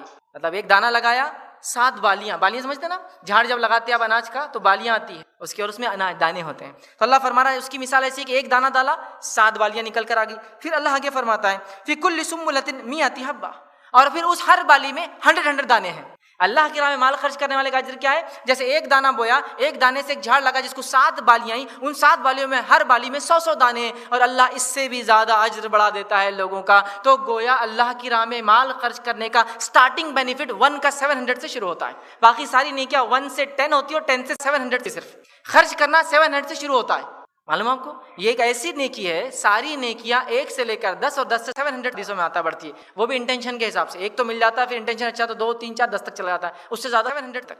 لیکن یہاں مال خرچ کرنے والے کو پہلے ہی جھٹکے میں کہا جا رہا ہے, مثال ایک دانے کی, ایک دانے سے 7 بالیاں, اور 7 بالیوں ہر بالی میں 100 دانے آئے, اور اللہ اس سے بھی زیادہ اجر بڑھاتا ہے. تو علماء لکھتے ہیں اس کی شرح کے اندر, مفسرین کی اس کا معنی ہے ملٹیپل آف 700 ٹائمز اللہ اجر دیں گا پھر نیت کے اعتبار سے. اور کچھ نے تو اس حد تک لکھا کہ 700 یہ سنگل کا ہے, پھر اللہ 1 سے 10 اور 10 سے 70 اس کو بھی کر سکتا ہے. یہ صرف خرچ کرنے والوں کے لیے, دوسرے معاملات میں اتنا اجر نہیں ہے. تو صدقہ دینے سے مال بڑھتا ہے. یہ کس نے کہا, اللہ تعالیٰ نے کہا کہ 1 لگاؤ 700 ملتا ہے اس کے بدلے. تو ہمارے حساب سے کم ہوتا ہے, لیکن اخروی حساب سے بڑھ جاتا ہے. اسی طرح دوسرا, صدقہ دینے سے دوزخ سے انسان دور ہوتا ہے, نجات حاصل کر سکتا ہے. آئیے حدیث اس طرح سے نبی اکرم صلی اللہ علیہ وسلم فرماتے, بخاری کی روایت ہے, آنکھ سے بچو چاہے ایک کھجور کا ٹکڑا ہی کیوں نہ ہو. آنکھ سے بچو چاہے ایک کھجور کا ٹکڑا ہی کیوں نہ, مطلب ایک کھجور کا ٹکڑا ہی دے دو, جہنم سے بچنے کے لیے ہو سکتا ہے وہ کافی ہو جائے. تو صدقہ جہنم سے دور کرتا ہے. آنکھ سے بچو چاہے ایک کھجور کا ٹکڑا, پوری بھی نہیں ہے, ٹکڑا کیوں نہ ہو, بچو اپنے آپ کو بچاؤ. تو اگر آپ کھانا کھا رہے ہیں اور اتنی ہی طاقت اور استطاعت ہے کہ ایک روٹی ہے, دیجیے اس میں سے بھی کچھ نہ کچھ, اگر کوئی اور بھوکا آ جائے تو, اس لیے کہ یہ بھی تو اس میں شامل ہے. مائی عائشہ رضی اللہ عنہا کا گھر ہے, افطار کا وقت ہے, نفلی روزہ آپ نے رکھا ہے, فرض روزہ نہیں تھا, کیوں تو کھانے کو نہیں تھا, روزہ رکھ لیا. شام میں افطار کے لیے بیٹھے ہیں اور آپ کے پاس ایک عورت آئی. اس زمانے میں لوگ گداگیری, بھیک منگی کو پسند نہیں کرتے تھے, جینوئنلی وہ بیچارے مجبور ہوتے تھے. جب آواز دیتا تو کہتی یہ کھجور بھی اس کو دے دو. آنکھ سے بچو چاہے کھجوری کی نہ ہو, لٹرلی حدیث پہ عمل ہو رہا ہے. آنکھ سے بچنے کے لیے صدقہ کر دیا وہ کھجور، خود کو کھانا لیکن دوسروں کو دے دیا. تو صحابہ کا مزاج اسی طرح سے تھا. تو دوزخ سے بچنے کا طریقہ ہے. تیسرا اس کا فائدہ ہے گناہوں کا کفارہ ہے. صدقہ گناہوں کا کفارہ ہے. سورہ بقرہ سورہ نمبر 2 آیت نمبر 271 میں اللہ نے فرمایا اور یہ صدقہ تم جو تمہاری بہت سی برائیوں کو دور کر دیتا ہے. صدقہ وَيُكَفِّرُ عَنْكُم مِّن سَيِّئَاتِكُم، یہ صدقہ تمہارے بہت سارے گناہوں کو تم سے دور کر دیتا ہے. اسی طرح جو چوتھا فائدہ ہے مال خرچ کرنا انسان میں اچھے خصائل، اچھی عادتیں پیدا کرتا ہے. معلوم آپ، اس لیے کہ جتنی بری عادتیں انسان کے اندر ہوتی ہے سب کے پیچھے کہیں نہ کہیں مال وجہ ہوتا ہے، اور مال کا جمع کرنا وجہ ہوتا ہے. لالچ، حرص، بغض، نفرت، تکبر کس بنیاد پہ ہوتی ہے انسان کو؟ حسد کیوں ہوتی ہے دوسرے سے؟ ایک آدمی سمپلی ایک اچھے کپڑے پہن کے راستے سے جا رہا ہے، سب حسد کر رہے تھے، کیوں؟ اس کے مال، اچھے کپڑوں کی وجہ سے. تو مال حسد کی بنیاد بنتا ہے، اور اکثر گناہ جو دنیا میں ہوتے ہیں مال اس کا ریزن ہوتا ہے. تو جو مال خرچ کرنے کی انسان عادت ڈالتا ہے نا، اس کے نفس میں گناہ ختم ہو جاتے ہیں، اس کے نفس کی برائیاں چھٹتی ہے. اس لیے کہ مال جو ہے ایک قسم سے ایسا عمل کرتا ہے کہ بہت آج رشتوں کو کیوں توڑا جاتا ہے؟ وہ آئیں گے تو کھائیں گے مال، ادھار مانگیں گے مال، مال دیکھیے. تو مال کا خرچ کرنا انسان میں اعلیٰ اخلاق پیدا کرتا ہے، اور مال کو جمع کرنا انسان میں برائی اور اس کو جو ہے اسفل السافلین بنے گھٹیا سے گھٹیا کرتا چلا جاتا ہے. تو مال خرچ کرنے کی عادت ڈالی. اور صحابہ کا جو زندگیاں تھیں نا، جو معاشرہ تھا وہ خرچ کرنے والا تھا، خرچ کرنے والا، بے تحاشا خرچ کرنے والا، دونوں ہاتھوں سے خرچ کرنے والا، دن اور رات خرچ کرنے والا. ایک مثال دیتا ہوں، سعد بن ابی وقاص رضی اللہ عنہ بستر پر ہے اور اتنی شدید بیماری ہے کہ ایسا لگتا ہے انتقال ہو جائے گا. رسول اکرم صلی اللہ علیہ وسلم آپ کے پاس آتے ہیں بیمار پرسی کے لیے. آپ کہتے ہیں کہ اللہ کے رسول میں چاہتا ہوں شاید دنیا سے اب چلا جاؤں گا، موت کا وقت ہے، 100% مال صدقہ کرنا چاہتا ہوں. نبی اکرم صلی اللہ علیہ وسلم فرماتے ہیں 100% بہت زیادہ ہے. کہا آدھا خرچ کر دیتا ہوں، 50%. کہا یہ بھی زیادہ ہے. تو کہا 1/3 کرتا ہوں. کہا بہت زیادہ ہے لیکن پھر بھی یہ کر سکتے ہو. تو 1/3 کی اجازت دی. جب یہ صحت مند ہو گئے، شفایاب ہو گئے، مطلب بیماری ختم ہو گئی، 1/3 تو خرچ کر ہی دیا. اس کے بعد ایک معمول بنا لیا، اپنے نوکروں سے کہہ دیا، غلاموں سے، دیکھو میں مال خرچ کرنا چاہتا ہوں، لہٰذا مجھے شرم آتی ہے، لوگ میرے سے مانگنے آتے ہیں، گھر کے پیچھے ایک کھڑکی بنا دو، کھڑکی کے اندر ایک برتن رکھ دو اور اس میں پیسے ڈال دیا کرنا، لوگ آئے تو پیچھے سے جائے اور بولنا اٹھا کے لے لے، مجھے شرم آتی ہے لوگوں کو اپنے ہاتھ سے دے. تو کام والے ڈال دیا کرتے تھے، جو مانگنے والے آ کر لے جاتے تھے. اس زمانے میں نے کہا نا، لوگ مانگتے نہیں تھے، جو مانگتا تھا وہ بالکل جینوین ہوتا، بہت مجبور. کہا رکھ دو، لوگ لے جائیں گے، مجھے دینا اچھا نہیں لگتا. مطلب حیا آتی کسی کو دوں اور وہ میرے سامنے مانگنا، لے کے جائے. تو کمایا بھی اتنا جتنا خرچ کیا، اس لیے کہ جہاں سے نکلتا ہے وہیں آتا ہے. یہ اصول معلوم ہے نا، جو کنویں کا پانی استعمال ہوتا ہے اسی میں نیا پانی آتا ہے، جو بور چلتی ہے نا تو اسی کے اندر پانی ہوتا ہے. تو یہ معاملہ ہے، خرچ کرو تو آتا ہے. تو مال خرچ کرنا اچھی خصلتیں پیدا کرتا ہے، اور مال جمع کرنا، ہول کر کے رکھنا برے خصائل، برے کاموں کی اور بری چیزوں کی وجہ. یہ بیس ہے، یاد رکھیں. اب صدقے کے مستحق کون، کس کو آپ دیں؟ مختصر آپ کے سامنے رکھتا ہوں، بہت تفصیل میں نہیں جاؤں گا انشاءاللہ. پہلا، صدقے کے سب سے پہلے مستحق آپ کے رشتہ دار ہیں. آپ کے رشتہ دار ہے، یاد رکھیں. سب سے پہلے مستحق جس کو آپ صدقہ دیں وہ آپ کے جو ہے رشتہ دار ہیں. کیونکہ رسول اکرم صلی اللہ علیہ وسلم نے دیکھیے اس بات کو یوں بیان کیا کہ مسکین پر صدقہ کرنا ایک عام صدقہ ہے، اور رشتہ دار پہ صدقہ کرنا صدقہ اور صلہ رحمی دونوں ہیں. تو رشتہ دار پہ خرچ کیجئے، اپنے رشتہ داروں پر خرچ کیجئے، یہ سب سے پہلے مستحق ہے. آج ہم کو خرچ کرنے کا جذبہ جاگتا بھی ہے تو غیر رشتہ داروں کرتے ہیں، رشتہ داروں کو نہیں، وہ بہت ایسے ویسے فلاں فلاں. ابو ایوب انصاری رضی اللہ عنہ ایک مرتبہ پریشان حال ہے، پریشان ہے، بیوی نے بھاپ لیا شوہر پریشان ہے کچھ وجہ سے. کہا کیا بات ہے ابو ایوب، آپ بڑے پریشان نظر آتے ہیں؟ تو کہا مال اتنا جمع ہو گیا، یہ مال کا جمع ہونا مجھے پریشان کر رہا ہے، کیونکہ صحابہ خرچ کرنے کے عادی تھے. تو ان کی بیوی نے کہا پھر اس کا حل کیا ہے، کر لو جاؤ. بیوی سمجھ گئی کہ حل کیا ہے، حل یہ ہے کہ شوہر خرچ کریں گا سکون ہو جائے گا. نکلے خرچ کر کے آئے. جب خرچ کر کے آ گئے تو بیوی نے کہا کتنا خرچ کیا آج؟ تو کہا 32,000 درہم خرچ کیا آج. بہت اچھا کیا. کہا کس میں خرچ کیا؟ تو کہا رشتہ داروں میں. تو کہا یہ اور اچھا کام کیا آپ نے. تو بیوی بھی کیسی ہے دیکھیے، کہہ رہی ہے رشتہ داروں میں خرچ کر چکا ہے، زیادہ ہے نا. آج اگر سمجھ لیجیے کوئی شوہر بول رہا مجھے بہت پریشانی ہو رہی، کیوں؟ وہ پیسے بہت ہو گئے، تو بھی بولیں گے میرے کو دے دو. آپ پاگل ہو گئے، آپ خرچ کرنے کی بات کر رہے ہیں، آپ کا دماغ جگہ پہ تو ہے نا، اس کے لیے سب کچھ کر رہے ہیں ہم، چلو ادھر لاؤ. نہیں بھائی، وہ بیگم مجھے خرچ کرے بغیر سکون نہیں آنے والا. تو بولی کرو، لیکن تمہارے رشتہ دار میں کرے نا تو دیکھو میں کیا کرتی. پھر کہیں بھی دینا، لیکن تمہارے بھائیوں کو نہیں دینا، کس کو بھی دو، تم ان کو مت دو، وہ فلاں فلاں اور فلاں. ایسے کون سا انسان دنیا میں جس نے برائی نہیں؟ مجھے بتائیے. جن کے ساتھ ہم زیادہ رہتے ہیں تو ان کی برائی زیادہ دکھ کر آتی ہے. ہر انسان میں کچھ نہ کچھ برائی ہے ہی، بائی ڈیفالٹ. ہم ایسے کل بنی آدم خطا، آدم کی اولاد خطا کاری ہے. لیکن جو نزدیک ہوتے ہیں نا ان کے برائیاں زیادہ نظر آتی ہے. اس لیے سب سے زیادہ برائیاں ایک دوسرے کی نظر شوہر اور بیوی کو آ جاتی ہے سب سے پہلے. اس لیے کہا معروف طریقے سے رہو بیویوں کے ساتھ، سب سے نزدیک لوگ ہیں نا. اس کے بعد کس کی برائی سب سے زیادہ نظر آتی ہے؟ آپس میں بھائیوں کی. تو آئیں گی نا، ساتھ رہیں گے. تو جب دور جس کو نہیں دکھتی آپ کو برائی تو اچھا سمجھ رہا، اس میں بھی ہے. ہر انسان برا، لیکن پہلے اگر مدد کے مستحق ہے آپ کے تو آپ کے رشتہ دار ہے، آپ کے رشتہ دار ہے، آپ کے رشتہ دار ہے. اس میں سب سے پہلا حق آپ کی بیوی کا، بیوی بچوں کا پہلا حق یاد رکھیں. اس میں نبی اکرم صلی اللہ علیہ وسلم کا ایک صحابی ہے کہ اللہ کے رسول صلی اللہ علیہ وسلم، مسند احمد کی روایت ہے، میرے پاس 1 دینار ہے کیا کروں؟ تو کہا انفق علی اہلک، اپنے بیوی پہ خرچ کر. کہا ایک اور ہے، اب اس کو کیا کروں؟ تو کہا انفق علی ولدک، اپنے بچوں پہ خرچ کر. کہا ایک اور ہے، تو کہا اپنے نفس پہ خرچ کر. کہا ایک اور ہے، تو کہا اب تو جانتا ہے، اب تو جانتا ہے کیا کرنا ہے، مطلب اب صدقہ کر دے، تو بیوی پہ خرچ کر، بچوں پہ خرچ، نفس پہ خرچ کر، باقی صدقہ کر دے۔ اور صحابہ کی زندگی نہیں ملتا، اپنے آپ پہ خرچ کرتے، اس سے زیادہ جو ہوتا بیچ دیتے۔ لیکن ہمارے پاس ایشو یہ پرابلم یہ ہے کہ جو حدیث میں اپنے نفس پہ خرچ کرنے کا بیوی بچوں پر، اس کی کوئی لمٹ ہی نہیں ہے ہمارے پاس۔ ابھی 10,000 کما رہا تو 15 تنخواہ ہونے سے پہلے 15 کے خرچ کا پورے پلاننگس ہو گئے، پردے بدلنا، ہینڈ سیٹ بدلنا، یہ بدلنا، صوفہ نیا، یہ نیا گاڑی چینج کرنا ہے، مطلب 15 ہوئی نہیں تو ابھی پلاننگ پورے۔ اب 15 سے 20 ہو تو اس کی پلاننگ ہے 20 سے، اور حالت یہ ہے کہ کروڑوں کما کے بھی نہیں، کیونکہ اس کی بھی پلاننگ ہے خرچ کر۔ تو ایک لمٹ بنائیے، سرٹن لمٹ۔ 1 دینار تھا تو کہا بیوی کے لیے، 1 دینار تھا بچوں، 1 دینار اپنے لیے، اب 1 دینار تو جانتا فانت ابصر، حدیث میں آپ تیرے کو معلوم کیا ہوشیاری کرنا ہے، مطلب خرچ کرنا ہے تو چلے گئے خرچ کر۔ سمجھے آپ بات کو؟ یہ بڑی اہم چیز ہے۔ تو رشتہ داروں پہ سب سے پہلے آپ کو خرچ کرنا یاد رکھیے، یہ پہلے حقدار۔ دوسرا یتیم، یتیم ٹھیک ہے، خرابات دار کے بعد یتیم آتے، یتیموں کا دوسرا حق یاد رکھیے ہمارے مال میں، اس لیے کہ یتیم دنیا کا سب سے کمزور انسان ہوتا، اور بھوک کے بعد موت ہوتی ہے، اس لیے قرآن میں 2 چیزوں کے بارے میں بڑا آیا، کھانا کھلاؤ، بھوکے کھانا کھلاؤ، بھوکے کھانا کی، تو بھوک کے بعد کیا ہے؟ موت ہے، اور یتیم کا حق دو، چونکہ یتیم سماج کا سب سے کمزور فرد، سب سے کمزور فرد ہوتا ہے۔ یتیم کی کیا یتیمی ہوتی ہے، اس کی کیا کمزوری ہوتی ہے، میں ڈیفائن نہیں کر سکتا کہ تو یتیمی کیا ہوتی ہے، یتیم کو پتہ چلتی یتیمی کیا ہوتی ہے۔ ایک مثال دے سکتا ہوں صرف سمجھنے کی، میں باہر یا میرا بچہ گھر سے باہر جاتا ہے اور اس کو کوئی چھیڑ دیتا ہے تو وہ کیا بولتا ہے؟ ابھی رک جاؤ، میں اپنے باپ کو بلا کے، ابو کو بلا کے لاتا ہوں۔ لیکن یتیم کچھ بھی نہیں بولتا، اس کو معلوم پیچھے کوئی بھی نہیں، سمجھا؟ اس کی یتیمی، اس کی کمزوری اتنی زیادہ ہے کہ اگر وہ مالدار بھی ہے تو یتیم پریشان ہے، اس لیے کہ وہ یتیم ہے، اس کو کوئی سپورٹر نہیں۔ یاد رکھیے یتیم کا بڑا حق ہے، اسی لیے بار بار بھوکے کھانا کھلاؤ، یتیم کا حق ادا کرو۔ کیوں؟ اس لیے کہ یتیم سب سے کمزور فرد ہوتا ہے سوسائٹی، اس لیے اس کی مدد کرنا ہے۔ تو یتیم اپنے خاندان کے یتیم، دوسروں کے یتیم، سماج کے یتیم، انسانیت میں کہ تو یہاں یتیم مسلم یتیم نہیں ہے، آرفن مسلم آرفن نہیں ہے، کوئی بھی آرفن جو دنیا میں ہے اس کی مدد کرنا ہے۔ تو خاندان کا یتیم سب سے پہلا مستحق، پھر آپ کی کمیونٹی کا یتیم دوسرا مستحق، آپ کے شہر کے یتیم اور آپ کے اطراف میں والے دوسرے مذاہب میں جو یتیم، ان کی مدد کیجیے، یتیم خانے ان کی کفالت کیجیے۔ نبی اکرم صلی اللہ علیہ وسلم فرماتے ہیں میں اور یتیم کی کفالت کرنا جنت میں ایسے ہوں، اور اشارہ کیا حدیث میں اپنی انگلیوں سے اتنے نزدیک، جیسے 2 انگلیاں نزدیک ہوتی نا تو اتنے نزدیک یتیموں کا بڑا مقام ہے، یاد رکھیں بڑا مقام ہے یتیموں کو۔ نبی اکرم صلی اللہ علیہ وسلم نے وہ حق اور وہ مقام ملا کہ نبی اکرم صلی اللہ علیہ وسلم نے ایک یتیم بچے کو اپنے کاندھے پر بٹھا کر عید کی نماز کے لیے لے گئے، چونکہ ان کے والد نے تھے، راستے سے آپ جا رہے تھے، نعمان رضی اللہ عنہ، کہا نعمان تم نماز کو جاؤں گی کل عید کی؟ تو کہا میں تو یتیم، میرے والد نہیں۔ تو آپ صلی اللہ علیہ وسلم گھر لے گئے، اپنی زوجہ سے کہا اس کو نہلاؤ دھلاؤ، اور اس کے بعد اپنے کاندھے بٹھا کر لے گئے۔ تو یتیموں کو وہ حق، آرفنس کو وہ رائٹ ملے اسلام میں کہ نبی اکرم صلی اللہ علیہ وسلم کے کاندھے پر تک بیٹھے یتیم ہی تو یتیم حق ہے ان کا، ڈھونڈیے نہیں ہے آپ کے اطراف تو دیجیے ان کی مدد، اور مالدار بھی ہو یتیم تو بھی مدد کیجیے۔ کیسے؟ اپنی صلاحیتوں کے ذریعے اس کی ہیلپ کیجیے، چونکہ پیسے والا ہے لیکن پھر بھی اس کو گائیڈنس تو چاہیے نا، ایک چھوٹا بچہ ہے کیا سمجھتا ہے اس کو، سمجھے؟ یتیم۔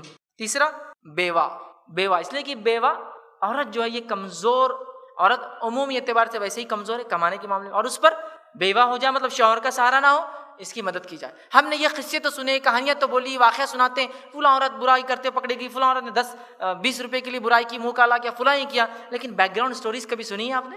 اس کے پیچھے کی کہانیاں کبھی پڑھی ہے آپ نے؟ ان کی حقیقتوں کو دیکھا ہے آپ نے؟ صرف پکڑنے کے لیے آپ نے تو گروپ بنا دیا، ان کی ہیلپ کے لیے کیا کیا آپ نے؟ جو مجبوریاں ان کو نکال رہی ہے اپنے گھروں سے، وہ مجبوریوں پہ تو کچھ نہیں کیا، خالی ان کے عمل کو ایسا کر رہی بیوہ عورتیں، یہ کیا ہے؟ ان کے لیے سسٹم بنائیے، یہ سسٹم ہونا چاہیے ہمارے سماج میں کہ سب سے پہلے بیوہ ہو تو اس کے نکاح کا انتظام ہو۔ اب اللہ رحم کرے، اب کہاں تک اور کون سے ایشو سے بات کی، کوئی سسٹم ہی نہیں۔ پہلے تو کماریوں کی نکاح کا مسئلہ ہے تو اس کو بیچاری کو کہاں سے ملے کوئی شوہر، تو اس کا کوئی سسٹم، تو اب تو زندگی بیچاری نے بیوہ کی گزارنا ہے، اور ہیلپ کا بھی سسٹم نہ ہو تو یہ کہاں جائیں گی۔ چوتھا یاد رکھیے مسکین غریب، مسکین لوگ، پیسہ نہیں ہے، مسکین کس کو کہتے ہیں؟ اس کے پاس اتنا مال نہیں جتنے میں اپنی زندگی چلا سکتا ہے، ایک نارمل لائف کی۔ تو آج ہم نے اتنا اسٹینڈرڈ ہائی کر دیا لیونگ کا کہ وہ کتنا بھی بولو تو میں مسکین ہی رہتا ہوں پھر بھی، کیونکہ کھانا ہے، اور کھانا تو عام بات ہے، میٹھا کھائیں اس کے بعد، میٹھا تو عام بات ہے، ٹھنڈا کھائیں اس کے بعد، تو ہماری مسکینی ختم نہیں ہوتی ہے۔ مسکین کا مراد وہ جو ایک عام زندگی جینے کو جو مال لگتا ہے بیچارے کے پاس نہ ہو، وہ مسکین ہے، اس کو دیجیے۔ اسی طرح جو ہے پانچواں مسافر، گھر کا تو مالدار کروڑپتی ہے، آ گیا راستے میں پریشان ہو گیا، مال لٹ گیا، چوری ہو گیا، ختم ہو گیا، ایکسپیکٹیشن نہیں تھی کتنے دن رکوں گا، پیسہ اڑ گیا، مدد کیجیے، یہ بھی حقدار ہے آپ کے صدقات کا۔ اسی طرح چھٹا سوال کرنے لوگ آتے ہیں نا، لیکن یہ پروفیشنل سوالی نہیں ہے یہاں مراد میری اس بات سے، سوال سے مراد وہ لوگ جو مجبور ہو جاتے ہیں آپ سے سوال کرنے کی، پروفیشنل نہیں جنہوں نے اپنے گداگری بھک منگی کو پروفیشن بنا دیا، وہ لوگ غور سے سن لیں جنہوں نے بھک منگی کو اپنا پروفیشن بنا دیا، خاندانی طریقہ ہے جینے کا بنا دیا۔ نبی اکرم صلی اللہ علیہ وسلم فرماتے جو شخص بنا عذر کے مانگے، اور مانگ کب سکتا ہے انسان معلوم آپ کو؟ جب ایک وقت کا کھانا ہو تو ایک وقت کے کھانے کے حد تک مانگ سکتا ہے، پورے دن کا بھی نہیں، ایک وقت کا، اور جب ایک وقت کا کھانا نہیں ہے تو مانگ سکتا ہے، اور کتنا مانگ سکتا ہے ایک وقت کے کھانے کا؟ صرف جو گداگیری کرے، مانگے اللہ کے علاوہ کسی اور سے سوال کرے بنا وجہ، وہ روز قیامت اللہ کے سامنے ایسا جائیں گا کہ اس کے چہرے پر گوشت نہیں، کیونکہ وہ اللہ کے علاوہ کسی کے سامنے سوال کیا کرتا. ٹھیک ہے، تو سوالیوں کو دیجیے. اسی طرح گردنیں چھڑانے میں، گردنیں چھڑا، ٹھیک ہے، جیسے کہ اس زمانے میں غلام تھے، غلام کو آزاد کرنا. آج کے دور میں وہ نوجوان جو بلا کسی عذر کے، بلا کسی وجوہات کے جیلوں میں ڈال دیے گئے، اور آپ جانتے ہیں، اور وہ ہیبیچول افینڈرس نہیں ہیں، وہ مجرم نہیں ہمیشہ کے، ہو گئی غلطی، خطا تھی، کبھی جنوین بھی ہو سکتا ہے اور کبھی بالکل بھی نہیں، یوں ہی پکڑ لی گئے. ان کو چھڑانے میں کچھ ایسے علاقے بھی ہمارے ممالک میں پائے جاتے ہیں جہاں لوگ سالداری کے نام پہ غلامیوں کو ابھی بھی جاری رکھے ہوئے. سالداری سمجھتے نا، یہ سال بھر کام کریں گا، 1000 روپے بیچارہ سال بھر کام کر کیسے کریں گا؟ یہ بھی غلامی قسم ہے. اس کا پیسہ ادا کر دی جا کہ بھائی کتنا ہے اس میں، 50,000 یہ دے دیتا ہوں، چھوڑو اس کو، کرنے تو کچھ اور کریں گا. اور نکل کے سالداری کے نام پہ بھی غلامی چلتی ہے، آج ہی میں نے دیکھا ہوں. پھر اگلے سال پھر کنٹینیو ہوتا ہے، بولے ابھی بھی نہیں ادا کر سکے تو ٹھیک ہے، تو ادا کیجئے، ان کو جو ہے عادت کیجیے. اسی طرح سفید پوش لوگ، وائٹ کالر، کون ہے معلوم؟ یہ لوگ جن کے تعلق سے قرآن بتا رہا ہے یہ کون لوگ ہیں. سنیے، قرآن میں اللہ رب العزت فرماتا ہے، سورہ بقرہ سورہ نمبر 2 آیت نمبر 273 اللہ فرماتا ہے کہ خاص طور پر مدد کرو مستحق وہ اور تنگ دست لوگوں کی جو اللہ کے نام سے ایسے گھر گھر جا کر جو ہے مطلب آیت کا معنی یہ ہے کہ ان لوگوں کی ہم مدد کریں جن لوگوں کو دیکھ کر آپ نہیں پتہ کر سکتے کہ یہ لوگ مانگ رہے ہیں یا ان کو چیز کی ضرورت ہے. مطلب وہ آپ کے سامنے آ کے مانگیں گے نہیں، دو، اس کو مسکین کہتے ہیں در حقیقت، وہ مانگیں گے نہیں، لیکن ان کے چہروں سے آپ کو اندازہ ہو جائے گا کہ ان کو ضرورت ہے. لیکن عام لوگ ان کو دیکھیں گے تو سمجھیں گے یہ تو غنی لوگ ہیں، مالدار ہیں. اللہ رب العزت کیا فرماتا ہے ان کے تعلق سے، یحسبهم الجاہل اغنیاء، جو لوگ جن کے بارے میں نہیں جانتے وہ سمجھتے تو مالدار ہیں، جن کو علم نہیں ہے وہ سمجھتے مالدار ہیں، لیکن ان کے چہروں سے آپ پتہ کر سکتے مال نہیں. ان کو خرچ کیجئے، یہ مسکین ہے. تو مسکین ملتا نہیں، مسکین کو ڈھونڈ کر دینا پڑتا ہے. سمجھ رہے آپ؟ جو آپ کا دوست بھی ہو سکتا ہے، آپ کا کوئی بہت سگا بھائی بھی ہو سکتا ہے، اور آپ کا بالکل پڑوسی لیکن مانگتا نہیں ہے آپ سے، یہ بھی ہو سکتا ہے. اسی طرح دینی ادارے، یہ بھی مستحق ہے کہ آپ ان کو دے اپنا مال و دولت، جو مختلف دعوتی، اصلاحی اور دیگر کام کرتے ہیں، یہ بھی مستحق ہے. اسی طرح 10واں اور آخری، آپ جس کو بھی صدقہ دیں کوشش کریں متقی اور پرہیزگار انسان ہو. مسکین، مسافر، سارے ترجیحات کس کو دیں گے؟ متقی. اس لیے کہ نبی اکرم صلی اللہ علیہ وسلم فرمایا، کہا تو اس بات کا خیال رکھنا، کہ صحابی کو کہا تو اس بات کا خیال رکھنا کہ تیرا مال اور تیرا کھانا صرف متقی لوگ کھائے، کہ تیرا مال متقی لوگ کھائے. تو لہٰذا کوشش کرے کہ آپ ایسے لوگوں کو دیں، یہ غریب، مسکین، مسافر، سارے لوگ جو تقوی والے ہوں. اب جو ہے صدقے کے تعلق سے جو ہے بعض غلط فہمیاں، اس کا ازالہ بھی کرتا چلتا ہوں، جو ہمارے پاس بہت کثرت سے پائی جاتی ہے. وہ کیا غلط فہمیاں ہیں؟ آئیے آپ کے سامنے رکھتا ہوں. وہ غلط فہمیاں جو صدقے کے تعلق سے ہوتی ہے وہ یہ ہے، سب سے پہلا، کوئی حادثہ جو ہم صدقہ دیتے ہیں، مطلب صدقہ دینے کی جو وجوہات ہمارے پاس ہے وہ کیا ہے وہ رکھ رہا ہوں. جب کوئی حادثہ آتا ہے یا کوئی ایسی آفت بلا آ جاتی ہے تو لوگ صدقہ دیتے ہیں. حالانکہ حادثات میں تو صدقہ دینا چاہیے، لیکن ایکچولی صدقہ ہمیشہ دینا چاہیے، حادثات میں زیادہ دینا چاہیے. لیکن ہمارے پاس صدقہ صرف تب دیا جاتا ہے جب کوئی حادثہ پیش آتا ہے. ایکسیڈنٹ ہوتے ہوتے بچ گیا، صدقہ دو. ارے بھائی پہلے ہی دیتے رہو، ایکسیڈنٹ نہیں ہونا بول کر. تو ہمارے پاس صرف ایکسیڈنٹ ہو تو ہی دینا ہے، باقی دینا ہی نہیں. اس لیے میں رکھ رہا ہوں یہ بات، ورنہ مصیبت میں تو صدقہ دینا ہی ہے، لیکن ہمیشہ صدقہ دینا چاہیے. دوسرا، ہم صدقہ کب دیتے ہیں وہ یہ ہے کہ اگر کوئی حادثہ ہو گیا اور ہم بچ گئے اس میں سے، ایک تو ہوا اور ایک ایسا حادثے میں جانی تو بچ گئے، تو پھر صدقہ دیتے ہیں. حالانکہ صدقہ ہمیشہ دینا چاہیے. تیسرا، کوئی آفت یا بلا میں مبتلا ہوگا تو جب صدقہ دیتے ہیں، تب تو دینا ہی چاہیے میرے بھائی، لیکن صدقہ ہمیشہ دینا چاہیے. یہی صرف موقع نہیں، ہم سمجھتے ہیں یہی موقع ہے، مصیبت، پریشانی، ایکسیڈنٹ، آفت، بلائی تو صدقہ دیتے ہیں. اسی طرح چوتھا جو ہے جب کوئی بہت پیارا انسان ہے، اس کی حفاظت آپ چاہتے ہیں، اللہ میرے بچے کی حفاظت کر دے، اس کے نام سے صدقہ. اچھا، دوسرے کی حفاظت نہیں ہونا تو بڑا ہو گیا نا، اس کو ضرورت نہیں صدقہ، اس کو دو. یہ نہیں ہے، صدقہ سے حفاظت کے لیے صدقہ ہمیشہ دینا یاد رکھیں. اسی طرح جو ہے جب کسی پہ جادو ٹونا وغیرہ بہت بیمار ہو جاتے ہیں صدقہ دیتے ہیں. ٹھیک ہے. اسی طرح صدقہ کب دیتے ہیں عموماً ہم لوگ جب کوئی عامل بابا وغیرہ بولتا ہے تم صدقہ دو تو ہی دیتے ہیں، اور بہت آئیڈیا سے بولتے ہیں ہم تو لیتے نہیں، غلے میں ڈال دو، کسی یتیم کو جاتا ہے پتہ نہیں وہی خود یتیم ہے شاید وہ. ٹھیک ہے، مطلب کوئی بھی نہیں لیتے ہیں، بس غلے میں ڈال دو، ہم تو لیتے ہی نہیں ہیں، باقی سب اللہ چلا دیتا ہے ہمارا معاملہ، کیسا بھی ادھر ڈال دیجیے. تو جب وہ بولتے ہیں تو کرتے ہیں، ورنہ عموماً صدقے کا تصور نہیں ہے. اسی طرح جو ہے برا خواب دیکھے تو لوگ صدقہ کرتے ہیں، بہت برا خواب دیکھے صدقہ کرو، مطلب جب کوئی پریشان حال ہے تبھی کر رہے ہیں، ورنہ عام طور سے تصور بھی نہیں صدقے کا، اور گھٹیا چیزیں سوچ میں آتی ہیں. اسی طرح جو ہے صدقہ دیتے تو اتار کر دیتے ہیں. صدقہ دینا تو انڈا، نمک، بھلاوا، مرچی، نیمبو، مرغی، کالے پر کی مرغی، الٹے پر کی مرغی، بکرا سال والا اور پتہ نہیں کالا بکرا، تو اس کو اتار کر دیتے. وار کرنا گھما گھما کے، پتہ نہیں کیا پڑھتے لیکن گھما گھما کے دیتے. پھر صدقہ، ٹھیک. اور وہ صدقہ ایسا ہوتا ہے، وہ انڈا وہ بھلاوا کے راستے میں آ جائے تو اٹامک بم جیسا لوگ دور دور بھاگتے ہیں. صدقے کا ہے، صدقے کا ہے، ڈر عموماً ہوتا ہے. مرغی اگر دکھا صدقے کی دکھ رہی ہے، آج ہفتے کو سنیچر کو چھوڑی ہوئی صدقہ، تو ایک اتار کر دیتے ہیں. یہ سنت طریقہ بھی نہیں یاد رکھیں.